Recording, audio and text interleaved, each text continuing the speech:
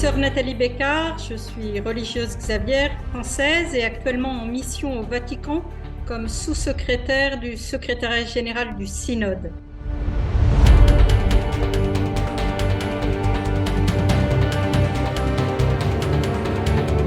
J'ai lu et reçu ce beau message du pape François pour la Journée mondiale de la paix, en écho aussi avec la démarche synodale que nous sommes tous en train de vivre, parce que finalement, ce que le pape François fait s'inscrit dans la même méthode que ce que nous faisons pour le synode, c'est-à-dire une lecture des signes des temps. Voilà, regarder la situation. Et le point de départ du message, c'est vraiment la crise du Covid.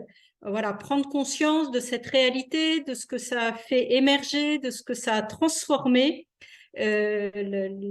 Finalement, notre démarche comme chrétien, elle est toujours, c'est une religion très incarnée. Voilà, et c'est cette démarche de l'incarnation de partir, regarder notre situation et à partir de là, discerner à quoi ça nous appelle.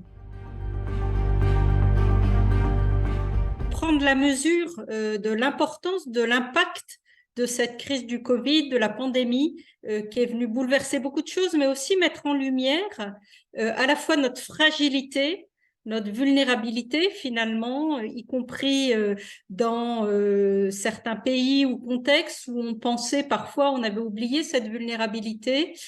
Ça nous a remis devant la mort, devant la maladie, et puis surtout l'interdépendance entre nous. Voilà. Et finalement, ça, c'est aussi, même si c'est à travers une situation difficile, c'est un point essentiel que le pape met en lumière pour nous rappeler finalement que personne ne se sauve tout seul. On est tous interdépendants et ça nous appelle à la solidarité.